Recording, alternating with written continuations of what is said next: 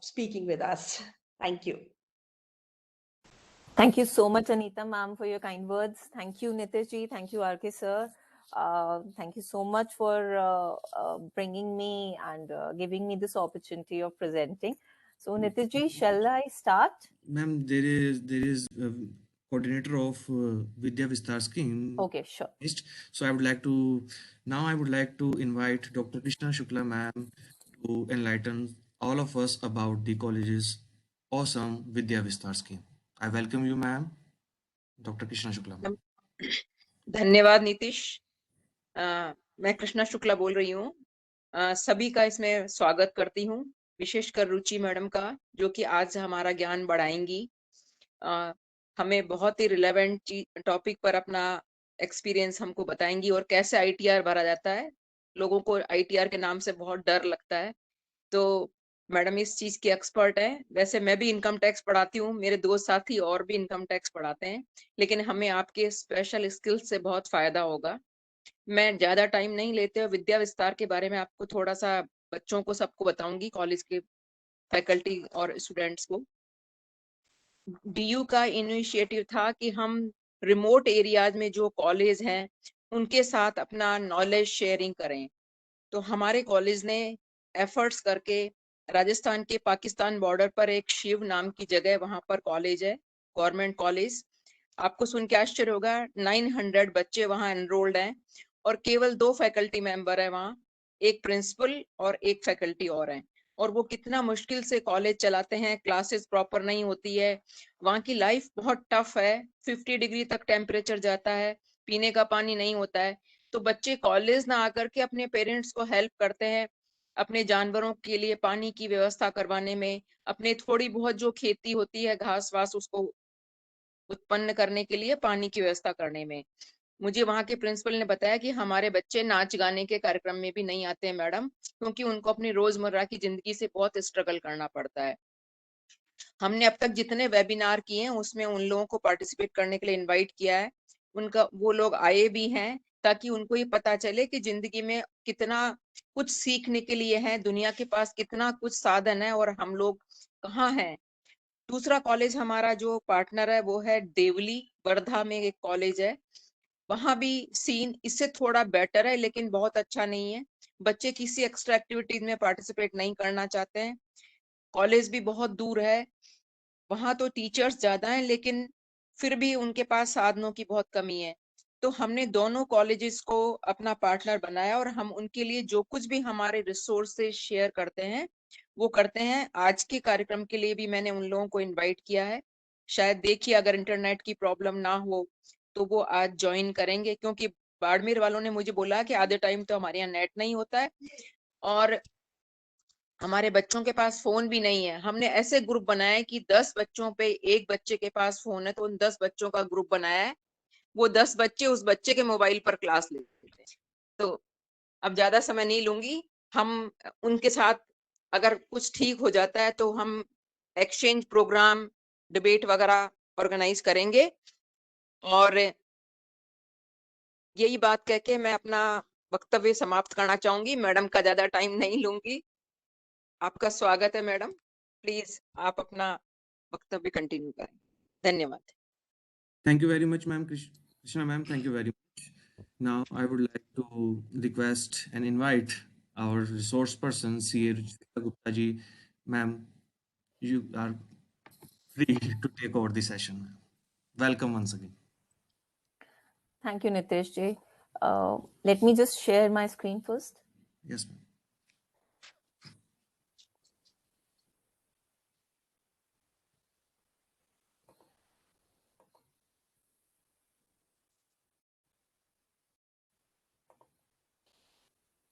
Is my screen visible, Nitish ji? Yes, ma'am. Very warm good morning to all of you. Brief background about AKGVG and Associates. It's a almost 20 years old CA firm having 200 plus employees. We are taking care of all kind of services like start audit, internal audit, income tax, GST, legal services, CS services. We are handling all kind of clients. We have MNCs, we have small individuals, corporates, big Indian MNCs, outside MNCs. We are having clients across globe.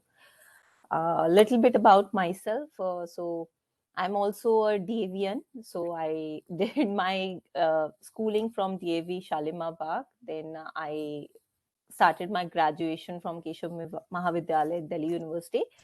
Then parallelly, I started my CA. After completing my CS, I did my CS as well as LLB. So at AKGVG, we handle all kind of income tax work like income tax compliances, TDS compliances, then litigation, representation before ITAT and other authorities. Then we do international tax advisory to corporates regarding their transaction advisory, etc. So we are a holistic, we are providing holistic services, all kind of services, which you come under the professional ambit. So this is a little bit about ourselves. So let's start the session in brief. So in today's session, what we'll be covering up, we'll be covering, there's a small introduction, and then there are the 5 heads of income which we are having, in which the income needs to be reported. Then there are the ITR forms. Then a little bit about the practical, how the e-filing portal works and how you need to do the e-filing. Then we'll just talk about the new tax regime and the slab rates versus the new regime, and a bit of capital gain tax advisory and deductions. I think that's what we have discussed. And I would like all of you to be please participative and ask as many questions as possible during the webinar itself. Please halt me in between and ask questions, because sometimes it is very much relevant that you ask the question there and then rather than waiting till the end. Okay. So a little bit about the income tax return. As all of you know, that whatever income that we have earned, we need to report it in the income tax return form, pay the relevant taxes. And the last date to file the income tax return is 31st December. So we don't have much time left. So everyone who has not filed its return by now, please proceed with it. And for tax audit, assessees. Sorry, could the audio be louder, please? We can't hear. Sorry, please could the audio be Is louder? it any better? Is it any Yeah, that's better? better. Sure. Thank you, sir, for addressing this issue. Otherwise, I would have just continued. So this is the due. These are the due dates, and there are 7 kind of ITR forms which are there. And let's start with what kind of forms are there and how we need to work on it. So if we talk about the individual, the heads of income, there are 5 sources of income.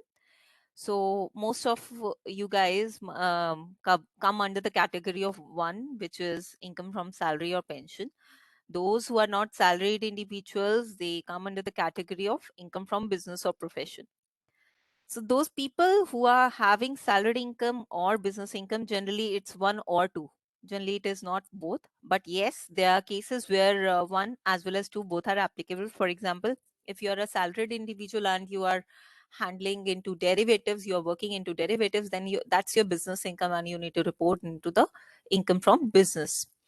Third is the income from house property, like any kind of rental receipt. And fourth is capital gain, any investment income, any sale proceed, any income from any sale proceed, maybe sale of house and others. If you have any income which does not come under these 4 specific categories, then it is covered under the income from other sources. So it includes all the interest, dividends, any rental not of the nature of house property, anything else, it is included in this 5th zone. Any problem, any doubts which you have by now? No, Okay. ma'am. Okay, so let me move forward. So if we talk about the individuals, these are the 4 forms which are applicable to individuals. So those people who are just having salary or pension income and income from other sources and house property income up to 1 house, that needs to be reported in ITR 1. So ITR 1 is the simplest form wherein there are only relevant heads which need to be disclosed. However, if you are having like shares of a unlisted company or you are director in some unlisted company, then also you need not, you can't file ITR 1, then you have to report your details in ITR 2, wherein your income is if by covering the items covered in ITR 1 form, if your income is exceeding 50 lakh, then also you have to file ITR 2. Then in this, there can be multiple house property, capital gains, and any foreign source income you can report in ITR 2. Then in the ITR 3, there is the PGBP income. The ITR 3 and 4 is more about the profit and gains from business or profession. So if you want to get your income tax under the deeming presumptive taxation, for example, if you have a turnover of say 20 lakh and you don't want to prepare your books of accounts or get your accounts audited or don't want to prepare your balance sheet, you can just offer it to tax under 44AD at the rate of 8% without preparing any detailed financials. So this is why we can file Form 4. 44ADA is for professionals and 44AF AE is for transporters. So these are the three sections for which, and similar other sections, whichever there is a presumptive income, you can report it in ITR 4. However, if you're not covered in ITR 1, 2, or 4, then the balance category is ITR 3, wherein you have to prepare your detailed balance sheet, P&L, etc. If you are a partner in a partnership firm, you also have to report your income in ITR 3. Excuse me, However, ma'am. sure, tell me. Ma'am, whether whatever the business turnover is, how much less, the business has to file the RTR in ITR 3 only. No. If the turnover is less, so recently the income tax department extended the benefits, and so if your if your turnover is less than 2 crore, you can file your ITR in ITR 4 under 44 AD, stating a profit of 8%. And that way you would not be required to prepare your balance sheet, P&L, and prepare ITR 3. However, the next thing which I was just about to tell you regarding this was that all these forms are not so much relevant right now because the newly launched income tax portal is not asking you specifically which ITR form you want to do unless and until you answer their questions. So it's more in a question answer kind of format, and the income tax portal automatically decides the ITR form and the applicable relevant schedules for you so that you can file it. Does that answer your Okay, question? ma'am. Yes, ma'am, sure. So these are the forms for individuals. For others, these are the other kind of forms which would not be applicable for you guys to file your individual ITR. But yes, there are corporates, they are for partnership firms, and these are for trusts. So during today's presentation, we'll be discussing more about individual taxation and less about corporate taxation. So let's go to the income tax portal and see how we need to file the return and what is the procedure to which we need to follow. So if you can just see this link, this is the simplest link, incometax.gov.in. You need not use or go to any other website. So I'm just opening it for you.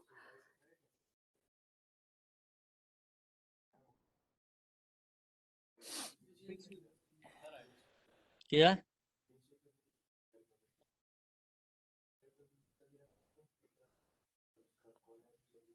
Can everyone see my screen? Yes, ma'am. It's visible. So Yes, I'm ma'am. just opening the website live for your relevance. So one way of filing the return is by logging in by using your PAN number and then entering your password and just log in and file your return. And another way is to go to the downloads page, as you guys can see, and download the utility. This utility is for ITR 1 to 4 for all kind of individuals. So if you download this utility, then it is very much easy for all of you to file it offline. Whether you're connected to the internet or not, you can just file offline mode. Okay, so I've just downloaded this utility for all of you. So this is the utility which I've downloaded. This is a zip file which is downloaded, in which there is a .exe file which you need to set up. So as you can see, it is getting set up.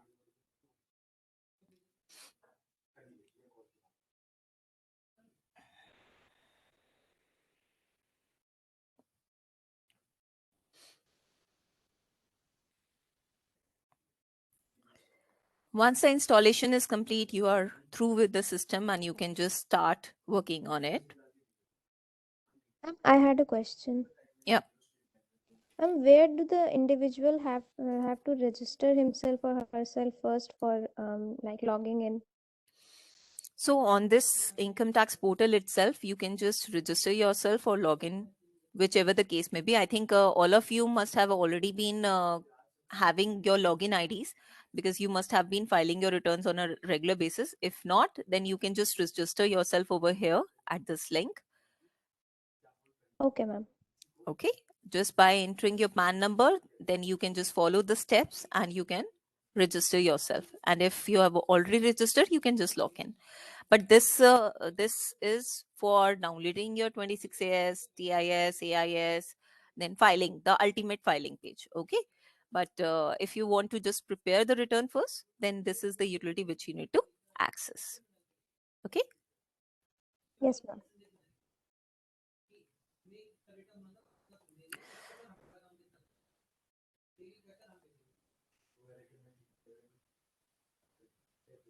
So here's the utility. As you can see, this is the desktop utility for ITR 1 to 4. So no corporate ITRs can be filed through this utility, only ITR 1 to 4. By clicking on the continue, you can see that here it is giving three options: returns, draft version of return, and pre-filled data. So if you have any pre-filled data, then it will be appearing over here. If you have prepared some draft return, you can save it over here and it can be edited from here. And if you want to file a fresh return, you can just start from here. So in the file returns, when I click the file return tab, these are the three options: download the pre-filled data, import pre-filled data, or import draft ITF all filed in online mode. So for example, if you have started your preparing your ITR online, and in the midway you think, no, I don't want to complete it right now, I just want to do it later in offline mode. So you can just download that file, that draft file, the JSON file from the portal, and you can just import it from here. So just by importing the draft ITR file also, you can continue from where you left while filling your ITR online. Okay. So the best way, if you have not started yet, the best way is to download this utility, open this tab of income tax return, click on the import pre-fill data, and then continue. Now here you can just mention your PAN number. Just give me a moment. So I've just entered the PAN number and I'm proceeding with. So it is just showing that I have some saved data and whether I want to continue it or want to import a file. So just for all of you's ready reference, I had imported and saved a draft version so that we can quickly understand how to proceed with this. So as you can see in this, you have to start with, there are separate tabs for each and every item. So let me show you how we can just import the data as well. So I had saved one file, the JSON file from the portal for pre-filled data, which is a blank data providing only limited information, and I can just import that file. I'm just importing this file here.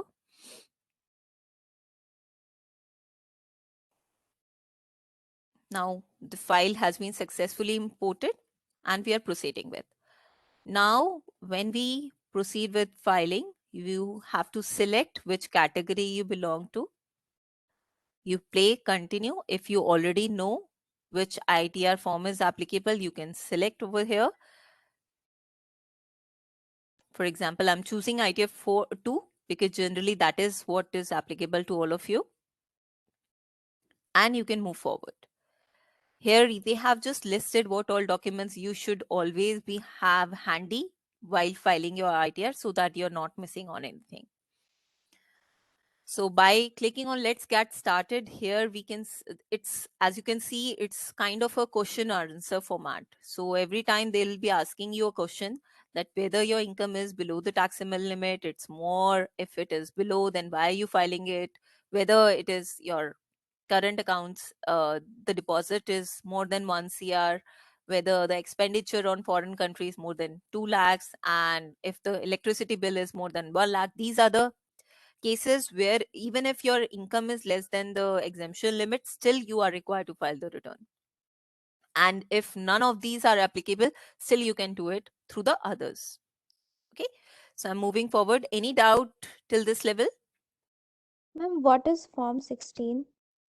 It was listed in the document. Yes. So Form 16 is issued by the employer to the employee for what all income has been paid by the employer during the year, along with any taxes which have been deducted.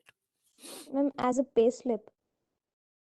It's not kind of a payslip, it's kind of a form. There is a standard prescribed form by the income tax department, and it is downloaded from the Traces website once the employer files the TDS returns. Okay, ma'am. Okay, so as you can see, these are the categories or schedules wherein they have divided all the schedules. So you can just edit information as and when, where and when, by stepping on the relevant tab. So for example, if we just continue with the general tab first, now here you can just answer these questions, and then basis these answers, the income tax, this utility will automatically just pick the applicable schedules for you. Else, if you are sure what schedules you want to fill and what you don't want to fill, you can just skip these questions, and the schedules will be opening up, all the schedules will be opening up, and you can just fill whatever applicable schedule is. So let me show you how these questions work. So you can see that whether you want to opt for the new scheme or not. If you opt for the new scheme, a number of schedules get reduced because you'll not be able to get, and you'll not be able to claim benefits of many deductions which are there. This is the new regime wherein you can't claim those deductions. The next is salary exemption limit. So you can just keep on answering each and every question. For example, whether there is this kind of exemption or that kind of exemption, whatever kind of exemption, these are very specific. Most of you must have been using the HRA. So you can just enter the amount, or you can just proceed with accordingly, as the case may be. For example, here, I hope most of you are aware about the HRA. And if you guys are having any doubt, then you can ask me. Then here are the different kinds of exemptions from the salary income. These are all for the salary, as you can see. So first we did the general information, then the salary exemption, then we'll move to the deduction. Okay. At any stage, you can skip these questions and continue with the normal format wherein you'll be filling all the details. So here comes the deduction, whether you have ATC, whether you want to do ATCCD. You can fill in the details herein so that you can opt for the relevant schedule. And if you miss any of these schedules, then definitely you can add them later. But at first instance, that schedule will not be appearing when you have stopped answering these questions. So it's better be careful so that you don't miss on any schedule while answering these questions. Okay. So now you can see that basis the information which we have already provided, this is the whole income tax return form with all the schedules which is there.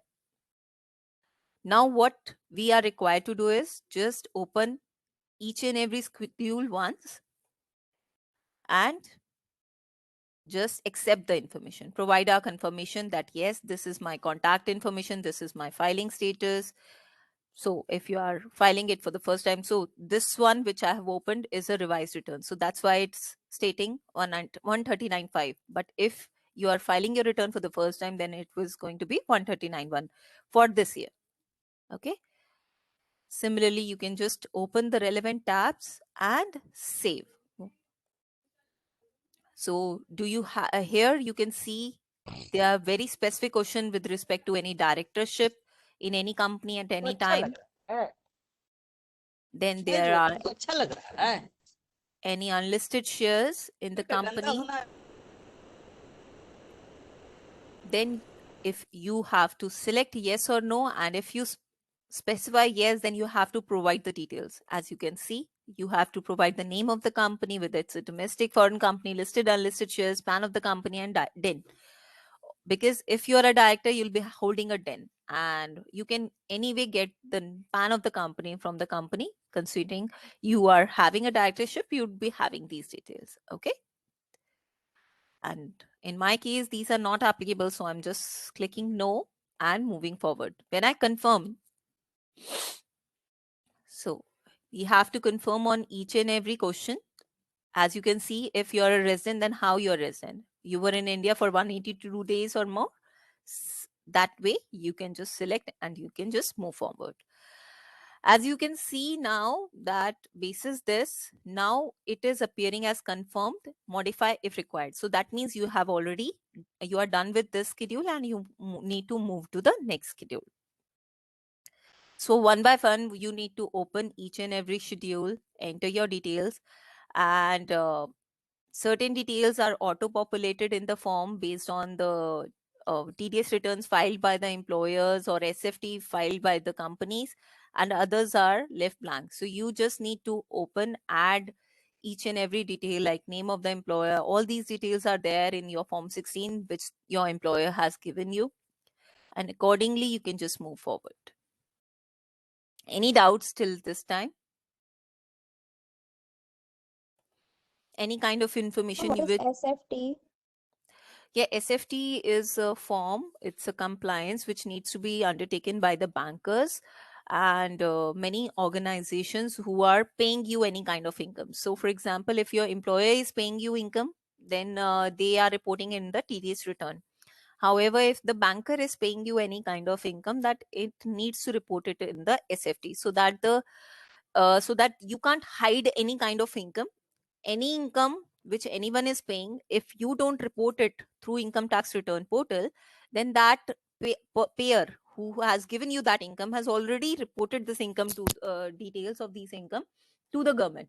So you can't hide that income and you have to pay tax. If you don't pay it, if you don't disclose it, obviously there will be penal implications on the same. Ma'am, what kind of incomes are from the banks to Interest the income. general public? Interest income. Okay, ma'am. Similarly, dividend incomes are reported through SFT. So different kinds of income, interest, dividend, whatever income generally public is getting, the bankers and the companies are required to disclose it. So as you can see, we have seen the general informations for salary sheet schedule. You can just get the information from your form 16. For capital gains, it's the best that you download, you get your statement from your investment advisor. So if in case you're not having getting the apt statement from your investment advisor, the best way is to download it from the CAMS website. The CAMS website provides a detailed transaction wise capital gain detail, providing all the stuff. So if you can see the schedule, this is very comprehensive. You have to select which kind of um asset you have sold. Is it land or building or mutual funds? So different kinds of different capital gains are reported here, and accordingly once you click them, you can just move forward. For example, if you have chosen land and building in both, you can just move forward, and then you can just see the what kind of information they are going to ask. So you can just expand everything over here and just start filling the details as to what have you sold, provide details of date on which you have sold it, what was the sale consideration, when did you buy it. So whether it's a long-term capital gain or short-term capital gain, everything will get calculated automatically. Any doubts? तुम बोलो पापा को breakfast है उसका.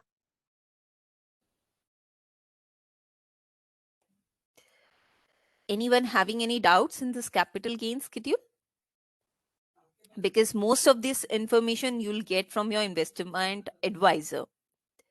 So once they generally prepare a very detailed schedule providing you whether there is a short-term capital gain, whether there is a long-term capital gain, whether the indexation is applicable or not, whether the income is this nature or that nature. Everything is provided in those detailed statement, and you can just copy paste from that and fill in this detail.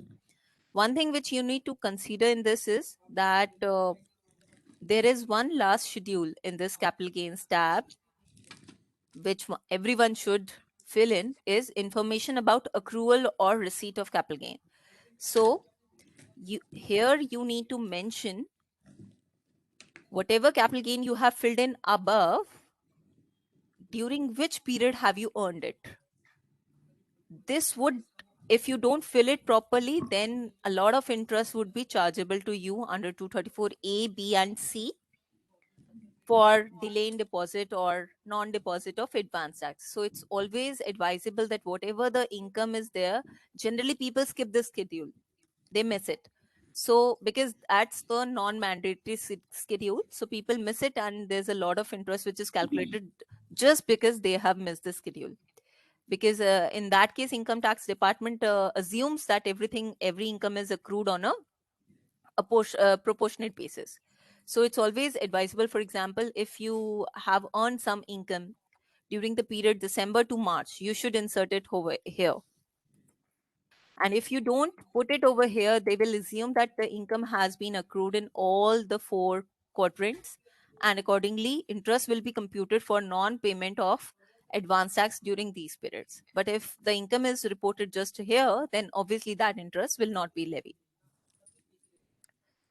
But please keep in mind that the dates should be correct, and you have checked your statements, your bank statement and your investment advisor's capital gain statement before you fill details over here.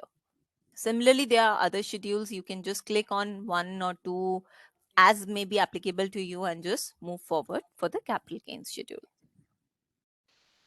So any doubts regarding capital gains schedule? As you can see, I have confirmed my capital gains schedule, not confirmed my salary details because I have not punched in any data. Similarly, there is 112A schedule. This is also long-term capital gain on specified security. So if you are having any long-term investments, if you have sold some equity shares or units of a equity-oriented mutual fund, then this is the schedule which is applicable to you. And you can just either you can just add the details one by one, or you can just download a template and fill in the details. You can just download from this link and upload the file through using this link.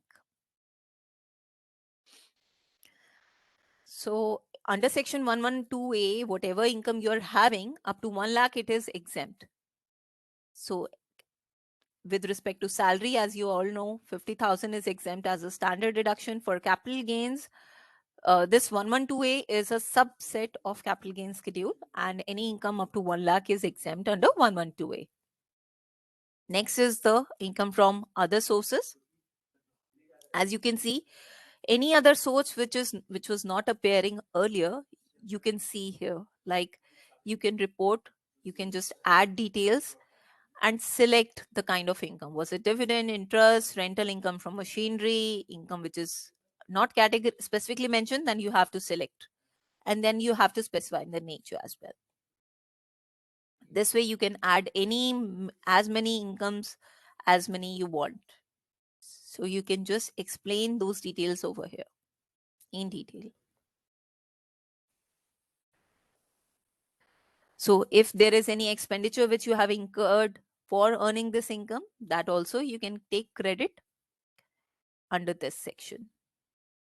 deductions which are available under section 57. So if there is any interest income and you have spent certain interest expenditure on the same, then you can claim over here.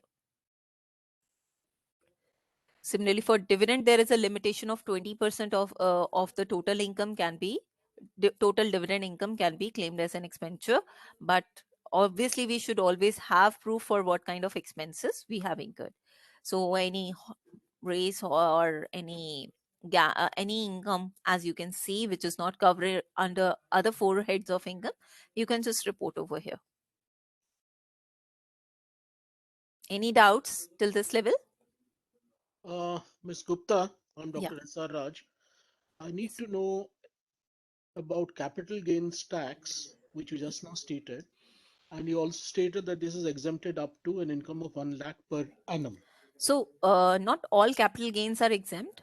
Only the capital gains from listed equity securities Fair is enough. exempt. Yeah. Fair enough. My query is that what about interest which accrue from post office savings or bank FDs, which I believe are exempted to an element to an amount of rupees 40,000 per year? Obviously, they can't be constituted as capital gains.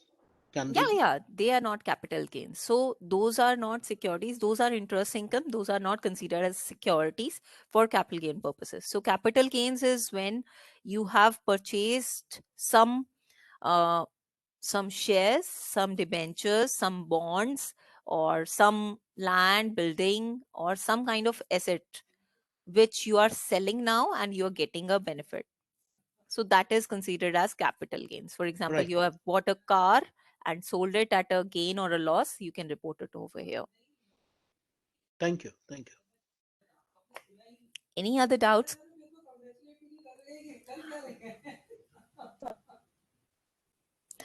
So post in putting all the information about the 5 heads of income, then comes the CYLA, BFLA, CFL schedule. These are generally called the SILA, BUFLA, and CFL.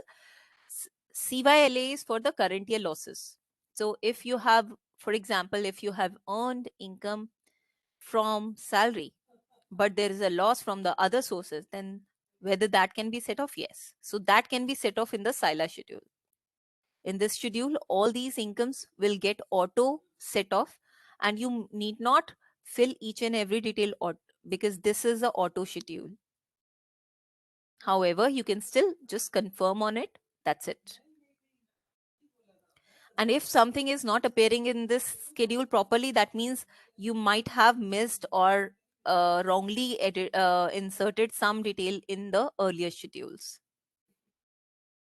Similarly, for brought forward losses schedule is for losses for earlier years. Here you can insert the figures, and some of the figures will be auto populated basis your last year's ITRs, and rest you can in any way edit it and then compute the set off. After going through these schedules, CFL is just the losses which are carried forward to the next year and which you can claim in the next year.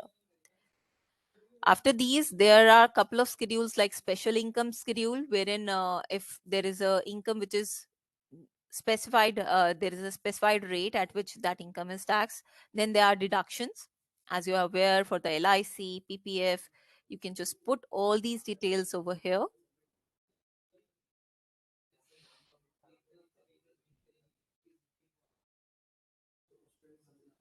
You can just mention your ATC, ATD, Mediclaim, anything and everything over here.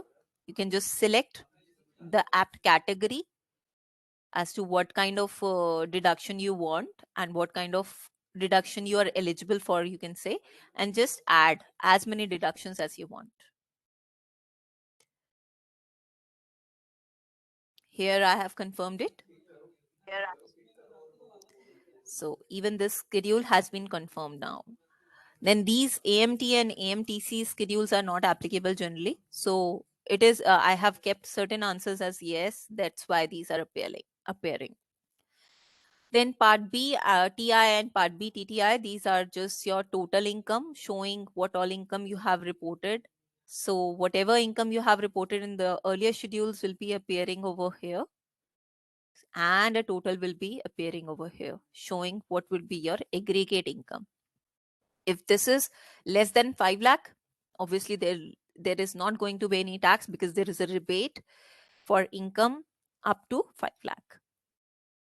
But if this is more than 5 lakh, then tax will be appearing in this part B TTI, wherein the tax will be auto computed as to how much tax is applicable on you, and any kind of relief which you are eligible for, or any kind of taxes which you have paid, you need to add it,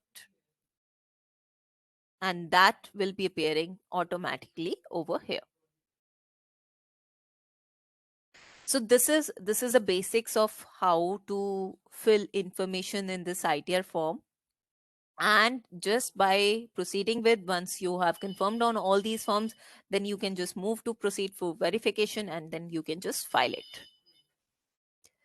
Any doubts, any questions till this level? Okay, so let me move back to couple of let's see now what generally people err while filing income tax return, what they miss generally. So before you file your ITR, please do check these things. First, have you checked your AIS, TIS, 26 years? So as I mentioned earlier there was no concept of AIS, wherein this AIS has been launched this year itself, wherein all the companies who have paid dividend to you, all the banks who have paid any kind of interest to you or any accrued interest, everything is reported in this AIS. So please, before you file your ITR, please verify whether you have checked all the amounts, all the figures, and all the transactions which are appearing in these forms, and validate whether they are correct or not. Please don't accept them as it is, because sometimes the details provided in AIS are also wrong. Then you have to deny it. And otherwise you can, but you, if you don't deny it, then definitely you're going to get a notice later on that you have not reported it. The income in your ITR is not matching with your AIS, then definitely you're going to get a notice, or your refund will be stopped somewhere. Next is whether you have included accrued FD interest. So what happens generally is that, for example, if I opened a FD with one of my banks in March, okay, for a 5-year FD. So obviously I'm not going to get anything in my bank account for the next 5 years till the time this FD is matured. So generally we think that we have not received any interest, so nothing is taxable in my hands for this year or the coming years. Till the time I've received those, I get my FD on maturity. But that's not correct. Actually, the income tax concept of income tax in India is based on accrued interest. So any interest which accrues for that March period is also taxable for that financial year. And every year you have to offer your accrued FD interest to your in your ITR and pay taxes on the same.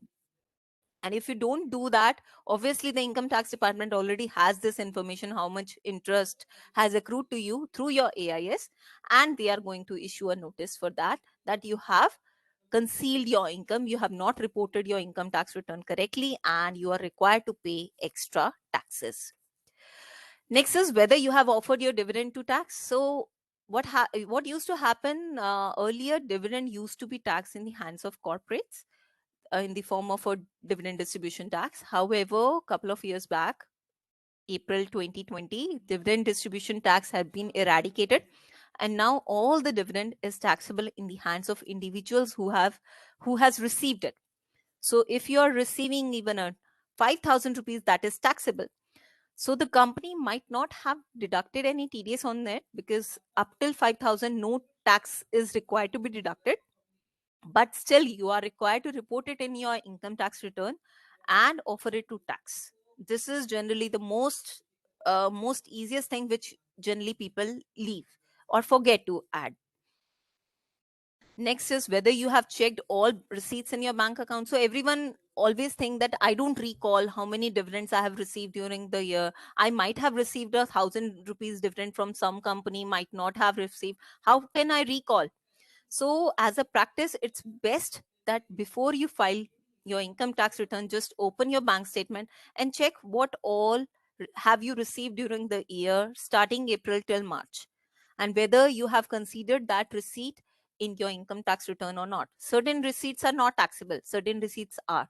So just validate whether all the receipts in your bank account are tallying with your income tax return or not, because in any way these bankers are required to report all your details of all the receipts with the government authorities, and they are definitely going to catch you whenever possible if you are not reporting it properly in your income tax return.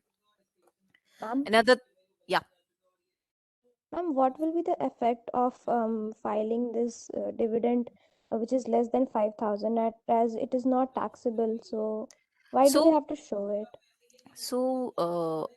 that is another one point which I will come back to you. However, just please note that dividend up to 5,000, there is no TDS. It does not mean that it is not taxable. If the company has not deducted any TDS from you, that does not mean that this is exempt income or it is not taxable. You have to include it in your income tax return. So generally these companies, as they are as required by the law, they are not deducting any TDS from this dividend, considering the fact that dividend of 5,000 is very less, and maybe your income is not so huge that you would be required to pay any taxes. Accordingly, there is no TDS on dividend up till 5,000. But still, if your whole income is say 10 lakh and you have received a 5,000 rupees dividend, then your total income is 10 lakh 5,000. So you for your 5,000 income falls under the bracket of 30%. That means 1,500 rupees is payable on that dividend. Okay, so whatsoever dividend or capital gain we have received, no matter how less it is, we have to show it. Exactly. That is very much Okay. essential. Even with it, whether it is for penny of rupees, it should be reported correctly, because all those pennies together may qualify or quantify to an amount which is chargeable to tax. Okay, thank you, ma'am.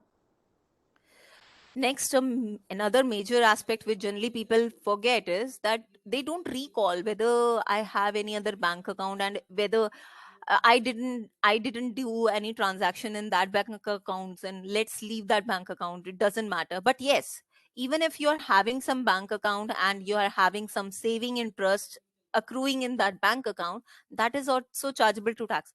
The banker is not required to deduct TDS on that. So most people think that TDS, considering banker has not deducted any TDS, it is not chargeable to tax. But it is not the case. As similar to dividend, even saving bank interest is chargeable to tax. However, there are certain deductions which are available. To that extent it is not taxable. Still, you have to first of all add the total income and then claim the deduction. You can't just skip that. For example, you have a 10 lakh rupees salary income. Some people, what they say, that up to 50,000 is exempt, so I'll just report 9,50,000. No, that is wrong. You have to first of all write 10 lakh rupees as your income, then less standard deduction of 50,000, then your net income comes at 9,50,000. And if you report it as 9,50,000 in the first instance, then you'll be getting a double deduction, and the income tax authorities obviously are going to find out. It's nothing is hidden from the income tax authorities nowadays. So please be cautious while reporting any kind of income, because you can get a notice for any taxes exceeding 100 rupees. So, and you can be in a big soup, because nowadays there is everything is faceless. So you can't go and knock on the doors of the assessing officer that no, you have done wrong. There is no place where you can be heard personally. So everything needs to be done online, and if you don't do it online properly, then you can be in a big soup. Next is whether you have disclosed your cash income. Certain people get rental income for a very small amount. So they think, or they receive rental income in cash. And they think, who is checking that whether I have received this rental if I don't report it in my income tax return? How does it matter? No one is going to come back to me.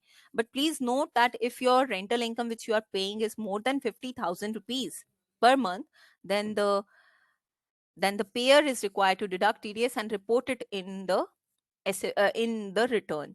And accordingly, you'll be caught if you're not reporting that income in your income tax return. Similarly, whether you have disclosed your exempt income, as you mentioned earlier, one of you just mentioned that when there is one income which is not chargeable to tax, then why should we report it? No, there is a specific segment of EI. There's a EI schedule in which you need to report all your exempt income, so that you can just say that I am disclosing my whole income, whether it is chargeable to tax or not. And in case sometimes at a later date, the income tax, if you don't report it and sometimes the income tax authorities find it, then you may say that this was my exempt income, but the income tax authorities will say, no, you have not reported it. That means you had intended to conceal this income, you wanted to hide this income, and that's why they may penalize you for the same. Next is just a backdrop of what the new tax regime is all about, because this is applicable for the first I'm time sorry, this ma'am. year. Yeah. Can you please switch to the yes previous file? I had to take a screenshot. Okay. So next is new That's it. tax Thank you. regime. So what everyone is just thinking, should I go for new tax regime or is the old regime better? So it depends from person to person. There are few positives which are still available in the new tax regime. However, there are many deductions which are not available. So all the LIC, PF, LTA, HRA, standard deduction, all these things are gone if you opt for the new regime. The allowances which continue are transport allowance to Divyang, conveyance daily and travel allowance, ATCCD, NPS only, which the employer is contributing, not the employee contribution. ATJJ, AA and AMT is not applicable. These are the only benefits associated with new tax regime. So new tax regime is beneficial for those cessis like non-residents who are not doing any kind of investments in India. So from that perspective, their rates of taxes are lowered. However, those people who are already claiming these kind of exemption, which are on my right, then they should opt for the old regime itself. So if you are having a business income, then also this scheme can be adopted. However, there is only one option to come back from this scheme. Here is a snapshot of the applicable slab rates which are available to all the individuals. The first three columns are for the old regime and the last column is for the new regime. As you can see, the rate of tax has reduced substantially, because for the 5 lakh to 7.5 lakh bracket, generally the rate is 20% under the old regime. However, in the new regime, it's 10%. But we have to keep in mind that how much income are we increasing by not claiming these deductions. So if these deductions are a lot, then it's better we stay in the old regime, as the net tax liability will remain low even in the old regime. Here's a snapshot of the capital gain taxation for for your benefit of all of you. So as you can see that if your securities are listed on a stock exchange and these are equity oriented units or equity shares, then the capital gains, if it is less than 12 months, then it is short term capital gain chargeable to tax at the rate of 15%. And if it exceeds 12 months, then it is charged at the rate of 10%. However, there's an exemption of 1 lakh rupees, as I mentioned earlier while showing you the form. The next is the unlisted shares and land and building. The period for short term and long term capital gain is 24 months. For the earlier period, it was 12 months. For this category, it is 24 months. And for short term capital gain, the rate is the slab rate. And for long term, the rate is 20% after taking the benefit of indexation as well. If you don't fall under any of these two categories of listed equity or equity oriented funds or unlisted shares or land or building, then you fall under the third category, wherein all other kind of assets are there. For determining their status as long term or short term, the criteria is 36 months. And however, the rates remain the same. That is, for short term capital gain, it's at slab rate, and for long term, it is 20%. However, you may note that for debt oriented bonds and debentures, there is no provision for indexation. Any doubts in this? Okay, so let me move forward. Here is a summary of deductions. I'll not take much of your time. The next 3 slides just talk about the deductions, which we have just enlisted them for your ready reference, like the rebate for income up to 5 lakh. As I mentioned earlier, there's a rebate of 12,500. For family pension, it is exempt to the extent of 50,000 maximum and 1/3 of the amount received. For salary, there is a standard deduction of 50,000. For house rental income, there's a 30% standard deduction. And for any interest paid on housing loan, then you can claim a 2 lakh rupees for self utilized house. And for rented, there is no limit for housing loan interest.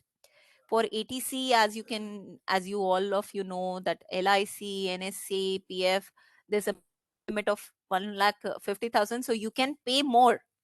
For example, you pay for 1,50,000 as LIC premium, and you pay 1,50,000 as PF. So the total amount is 3 lakh. However, you are not going to get any deduction more than 1,50,000. Now, another section which is much relevant is NPS.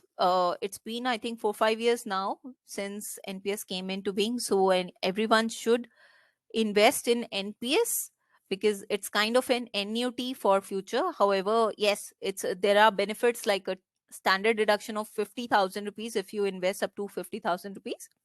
And this is in addition to ATC. So in total, as you can see, 2 lakhs is saved just by following these 2 steps. And if you go for the new regime, then these 2 lakh would be charged to tax, maybe at a lower rate.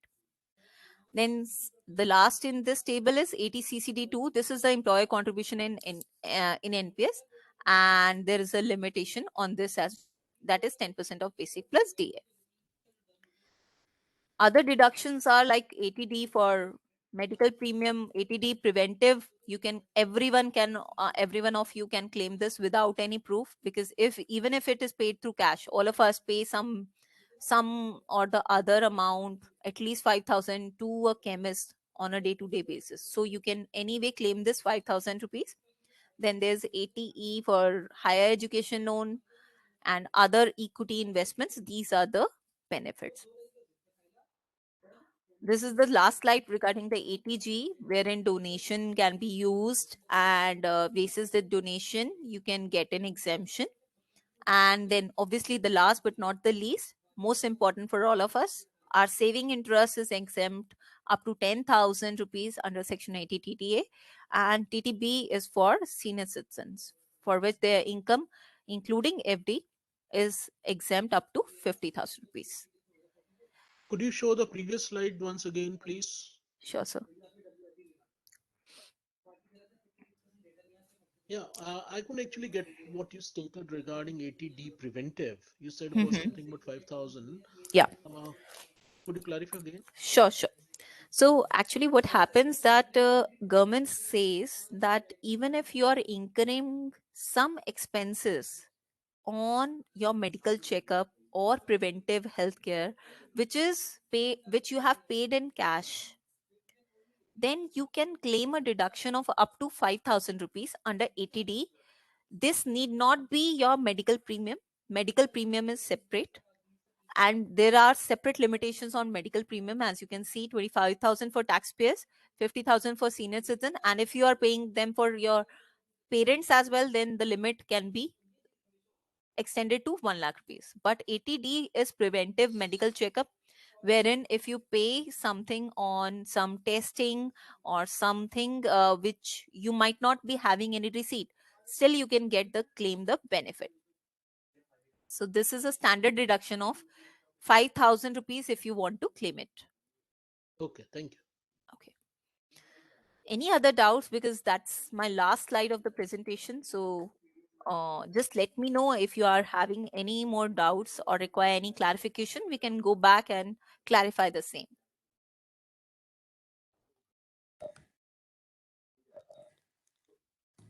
Ruchika ma'am, there is a query by one of my colleagues, and now I would like to request Dr. Uday to kindly pick up the questions one by one. Dr. Uday, am I audible to you? He- Hello, good afternoon to all. Hello, Good I'm afternoon. Good audible to you, afternoon, sir? Udeji. Hello. Uday sir, your voice is echoing, so I think you have logged in via two devices. Can you mute one of the device and you may proceed with the Q&A? Am I audible to you, sir? Yes, you are audible. I request you to pick up the questions. Okay. Ma'am, the question is, how do you file return from dividend earning short-term and long-term gains in the stock market? So, are you talking about dividend or capital gain? Because these are two separate heads, as you can see here. Let me show you. So, these are the 5 heads of income. One is capital gain and one is other sources. Dividend is taxed under other source and capital gains are taxed here. So if you are selling any investment, that is taxed under 4, and if you're getting any dividend from your existing investment, that is under 5. So what are you talking about, 4 or 5?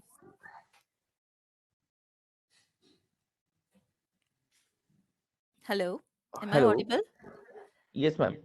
Is it dividend tax or capital gain tax? What are you talking about? This question comes in the chat box. Okay. So let me tell you both. If there is any kind of dividend, you have to report, as I mentioned earlier, to be reported under the income from other sources in the dividend segment, and it is 100% tax. There is no exemption. For income from capital gains, as I mentioned separately in this, just give me a second. In this slide, as I mentioned earlier, that up to 1 lakh rupees of long term capital gains is exempt, only that capital gain which is from equity oriented mutual fund. So if you want details of your capital gains, what you can do is you can just download your statement from you must have received it on your email ID, or if you have not received it on your email ID, you can just ask your investment advisor, whoever is taking care of it. He will share a detailed long term capital gain and short term capital gain working, providing what all have you earned during the year. Even if in a case your investment advisor is not able to provide the same, you can just go to the CAMS website and provide your login details and log in and download the statement for the whole year, wherein most of them are appearing. But please do verify all these capital gain income from the AIS schedule, wherein all the transactions of sale and purchase are appearing in detail. So if, for example, when I was filing my income tax return, even I noticed that there was certain sale of mutual fund which were not appearing in my CAM statement, but they were transacted during the year. So I checked with the investment banker, investment advisor specifically on that, and then they gave me that statement wherein I found that there was certain income which I was missing to report in my personal income tax return. So it's always advisable to get all your capital gain statement first before you file your income tax return and compare them with your AIS. Okay. Shall I take the next question, ma'am? Yep, please.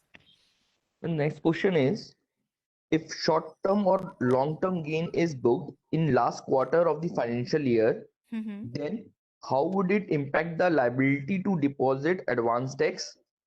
And how is total turnover calculated in derivating trading from the point of view of auditing of accounts? So these are two separate questions. First one I had already answered earlier, that while preparing your income tax return, while you fill in your capital gain schedule, you have to mention which period your capital gain is falling. If you don't report it properly, then your advance tax liability will increase and your interest liability will increase. So that's why correct reporting in the correct period is very much essential.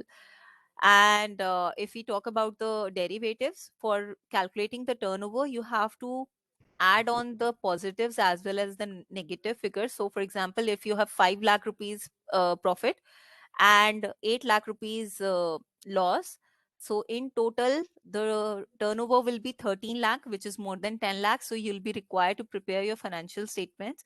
And if you are having any losses from from derivatives, then also you have to prepare your balance sheet and P&L and file income tax return in ITR 3. Does that answer your question? Yes, ma'am. Dr. Uday, is there any further questions with you? No, sir. So So the thank you so questions, much, ma'am. so the whole house is open for questions. Anyone having any kind of doubts can just raise your questions directly. Yeah, So, excuse ma'am, me, ma'am. okay. Sorry. Yeah, excuse me, ma'am. Yeah, tell me. Yeah. Good afternoon, ma'am. Very good Myself, afternoon. Dr. Chandrakant. Yeah, I'm also teaching ma'am income tax, and I have one question, and that is sort of different type of question. Ma'am actually क्या होता है कि generally अब हम लोग आजकल की generation में जो कपल्स हैं वो वर्किंग कपल्स होते हैं, हस्बैंड भी अर्न करता है, वाइफ भी अर्न करती है, Mm-hmm. and most of them are also living in a rented house Yes. and paying a very substantive rent. So in that case में क्या होता है कि बोथ आर अर्निंग, सो उस केस में जो है एचआरए दोनों को अगर मिल रहा है तो टैक्सेबल एक का ही होगा, मतलब एग्जेम्पशन के और पर्सपेक्टिव से आप एचआरए की एग्जेम्पशन के लिए पूछ रहे होंगे. सो बेसिकली क्या है कि आइडियली आपको ऐसे केस में रेंट अग्रीमेंट पहले तो दोनों के नाम पे करना चाहिए. एंड जो रेंट पेमेंट भी कर रहे हैं ना, आपको दोनों के नाम पे सेपरेटली करना चाहिए. क्योंकि क्या है कि अगर रेंट बहुत ज्यादा हाई है तो एक बंदा पूरा बेनिफिट ले ही नहीं पाएगा, क्योंकि वो एचआरए लिमिट से एक्सीड कर जाएगा. तो उसके यस लिए इट्स बेस्ट कि आप पहले तो रेंटल अग्रीमेंट दोनों के नाम पे करो, और उसके बाद जो रेंट की पेमेंट कर रहे हो वो भी दोनों के अकाउंट से 50-50 करके जॉइंट करो. अकाउंट, जॉइंट अकाउंट कर हाँ, लेना. जॉइंट अकाउंट से भी कर सकते हैं. उससे फिर आप दोनों क्लेम कर सकते हैं. Okay, thank you. Anything else?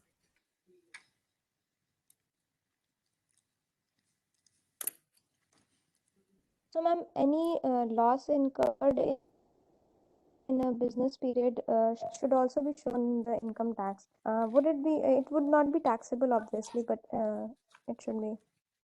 Yes, and if you don't report it, then even then, for example, you have incurred a loss of 5 lakh rupees during financial year 2021, and in the next year you are getting a profit of say 2 lakh. So in the next year, that 2 lakh will be taxable unless and until you report this 5 lakh loss in the previous year, because this 5 lakh loss will be carried forward to the next year, and you'll be eligible to set off this 5 lakh loss with the 2 lakh income, and the net income will be zero, and there won't be any tax in the next year. So that's why it's advisable. Okay, ma'am.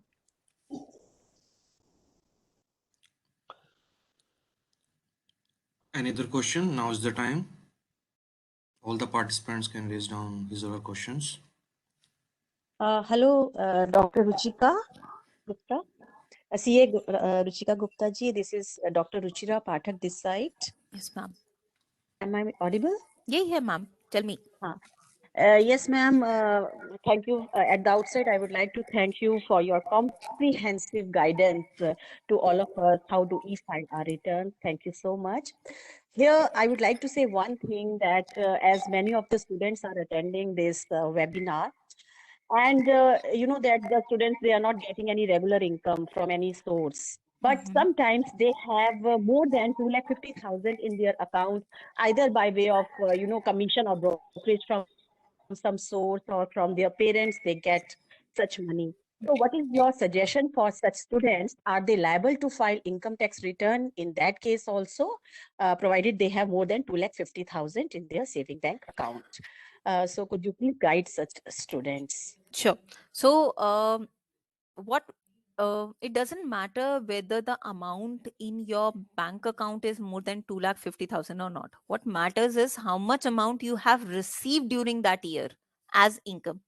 So, for example, if your parents have sent a 1 lakh rupees in your bank account and the next day they have taken it back. So it is not a transaction of income, it is transaction of loan which has been repaid during the year. So all these contra entries may be avoided, may be skipped.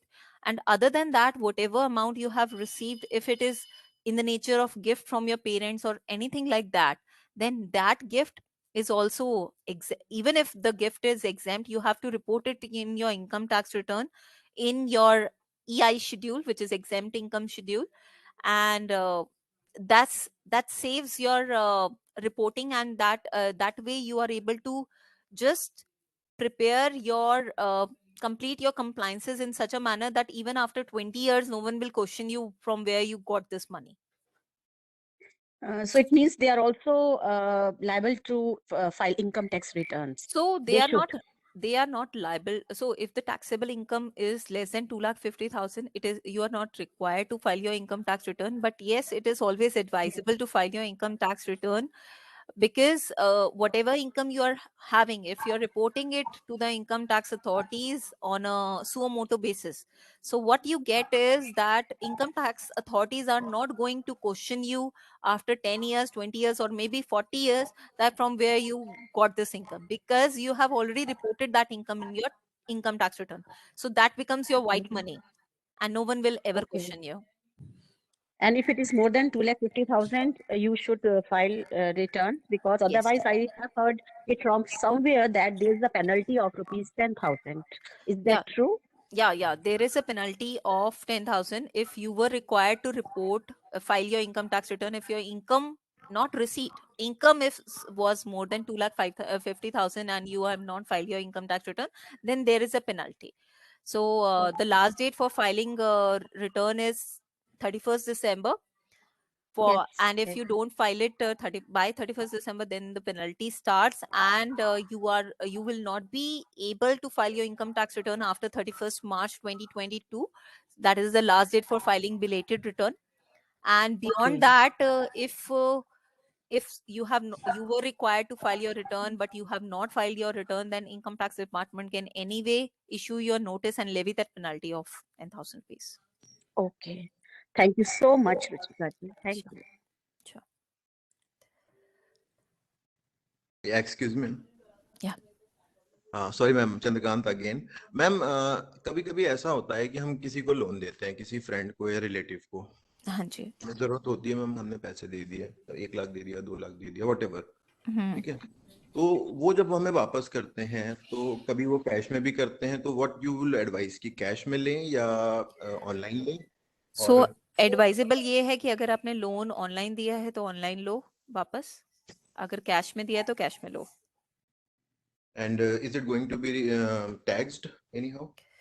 So for example आपने 1 लाख रुपए का loan दिया और 1,10,000 रुपए आपको वापस मिले, तो ऑब्वियसली 10,000 तो आपकी इंटरेस्ट इनकम है, लेकिन 1 लाख का 1 लाख अगर नॉक ऑफ हो गया तो it should not be taxed, it would not be taxed. Thank you. Ma'am, why is it advised to sorry, your voice is breaking, I couldn't understand. the money? I was asking, why is it advisable to lend and receive the money in the same medium? Because it would not be easy to verify or confirm or explain to the tax authorities if questioned that from where you have received this money and whether you have repaid that loan or not.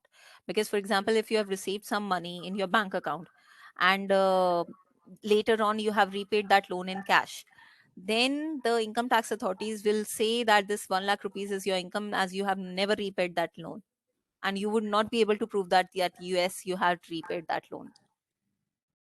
So that becomes your Okay, okay. income.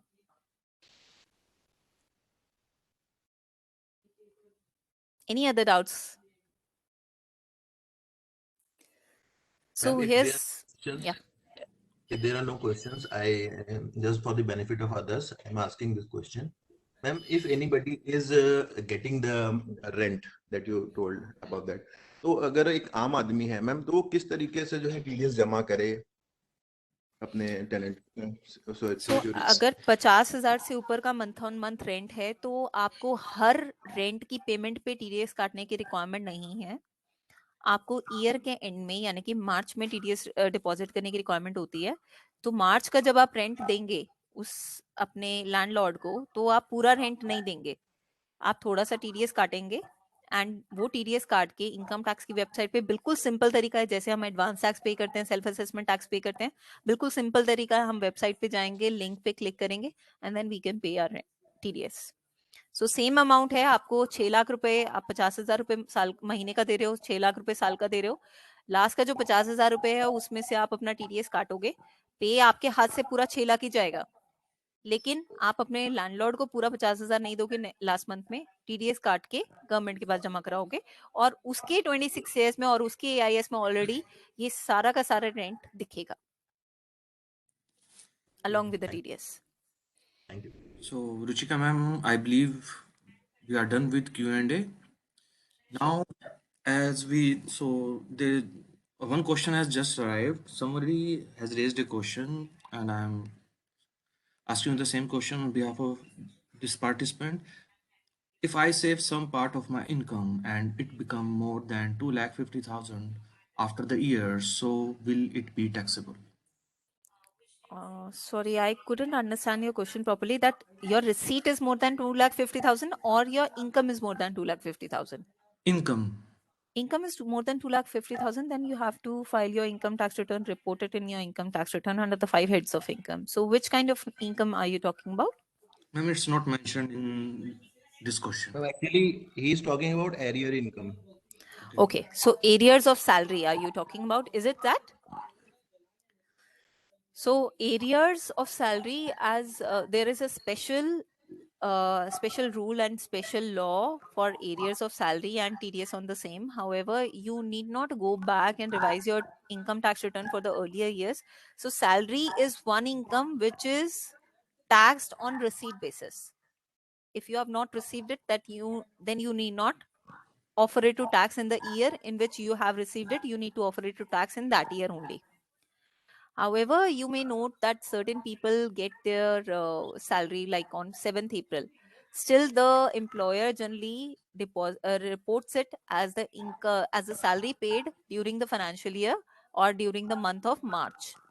In that case, to tally with your 26 years and AIS, you should report it in that year itself. Otherwise, there will be a mismatch, a reconciliation gap for which you might get a notice.